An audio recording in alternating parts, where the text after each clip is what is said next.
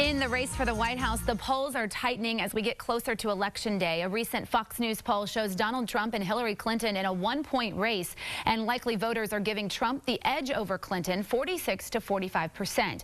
This new poll comes after Hillary's health scare and the fallout from Clinton calling Trump supporters a, quote, basket of deplorables. Clinton has received criticism for not disclosing her pneumonia diagnosis, which caused her to collapse at a 9/11 ceremony in New York City last Sunday. Will this permanently hurt Clinton's hopes in the general election, or is this just another small hurdle in her campaign? The race for the White House is our topic this half hour. We like to hear from you on our Fox 26 Facebook page and Twitter. Use the hashtag Fox26Roundup. Joining us live in the newsroom, our panel led by our senior legal analyst Chris Tritico, Democratic media consultant Mustafa Tamiz, and Republican strategist and public policy analyst Jackie Bally. So let's talk about the week in politics. The health of both candidates definitely took center stage for a lot of the week. Well, it sure did, and Hillary Clinton not releasing that she had pneumonia started it off, and the Trump campaign, Donald Trump was very subdued about it, but his campaign pumped it out all week long. And I find it funny that a man who's released one page about his health, his campaign is talking about her health. But should the candidates be more forthcoming, Mustafa, about that? I mean, Hillary Clinton said, look, I didn't think it was any big deal. I had pneumonia. I was going to recover from it. No big deal. Well, it's Friday. It's less than 55 days away from the election. Like, how many times, all of us were sick, not feeling well, even had a slight pneumonia, and said, you know what, I'm just going to push through this. Most of us that are competitive and work hard have done that, and that's what she tried to do. And when you're outside and it's hot, she got dehydrated. But what people say is when you're running for president, you have a duty to say something. Well, I mean, it wasn't a big deal till it became a big deal, right? And it wasn't something that like how do you say, hey, I have a cold, let me just release that? I mean, so it wasn't. I don't think it was an issue. But at the same time, because this has kind of became the narrative about her health, maybe they should have said something, or maybe they shouldn't. Donald Trump, he's got this this doctor that looks to me like he was beamed from the '60s that wrote one-page letter about his health, and then his campaign jumps all over Hillary. Well, I do want to say, even though she's not my candidate, I don't wish ill will on her, sure. And I'm glad that she's healthy. And the fact that everyone jumped on it is because, again, the distrust factor with Hillary. There was a 90-minute silence from her campaign, and then they came out and said it was heat exhaustion, and then people said it was 77 degrees, right. And then they said it was the pneumonia. So again, it's just showing that why not just say it in the beginning? Tell the truth about her health. Right. And I was very happy to see Donald Trump say he wished her well and he hopes that she gets better, because that's what I would want my candidate to do. And I do wish her well, whatever's going on, and for her to get back on the campaign trail. The basket of deplorables is far more of a problem for her than the health situation. Look, I mean, I don't think she should have said it, and I think she came out and said, I shouldn't have said it, and she apologized. And I want to just compare the difference, because a lot of times people create moral equivalence, right? She said something, she realized she shouldn't have said it, she came out and apologized.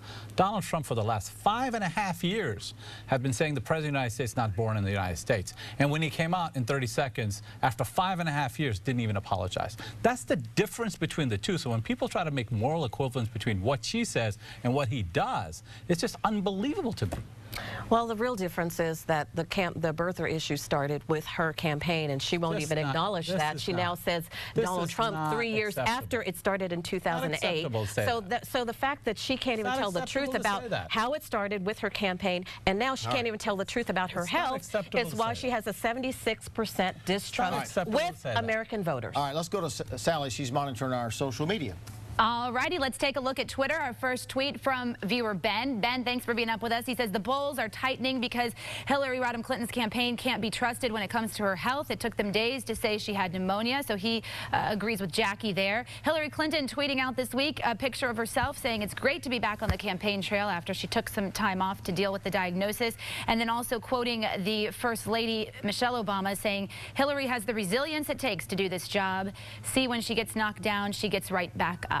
So Ben claims he stayed up late to watch the Texas game. That's why he wasn't with us earlier this morning. Ben, that's unacceptable. Ben is up in the 7 o'clock hour, so he missed the 6 o'clock. He probably has it DVR'd, though. Hillary Clinton's campaign has got to be worried. She was 10 points up 2 months ago, and Fox News is saying now Trump's 1 point up. Now, that's not everybody's poll, but Fox News says Trump's 1 point up. I mean, look, when Donald Trump is not tweeting and not speaking off the cuff, he actually does really well. When Kellyanne Conway writes things on a prompter and he just reads it, he does extremely well because this is a change election. The problem is this is not a job to play for the role of presidency. This is to become the president of the United States. And when Donald Trump plays off the cuff, and when he tweets, when you actually see what he believes and what he wants to say, then his poll numbers begin to roll down the hill. And that's what just happened, right? This birther movement issue just came up, and yesterday he talked about, that the people that protect us should drop their guns. Like, those type of comments will begin to bring his poll numbers down. We got 30 seconds. I mean, that comment was pretty bad yesterday. She has 30 years to erase from the American public's minds, and she's not going to do that in 50 days. And that's why her gap continues to close. If he stays on message, and that's a big if he stays on message, he will continue to make this a tight race. The battleground states, their economy did not do well under the Obama administration, and voters have said they trust Donald Trump more so than Hillary Clinton in getting our economy back on track. If you look at the economic numbers, by all indicators, the economy is doing well. Even median income has risen. Nobody can argue that. The only number that hasn't risen, and that should rise more, is GDP, and those GDP numbers will rise when average people have more money. We got to leave it right there. We'll be back next week, wrapping up the hottest stories of the week.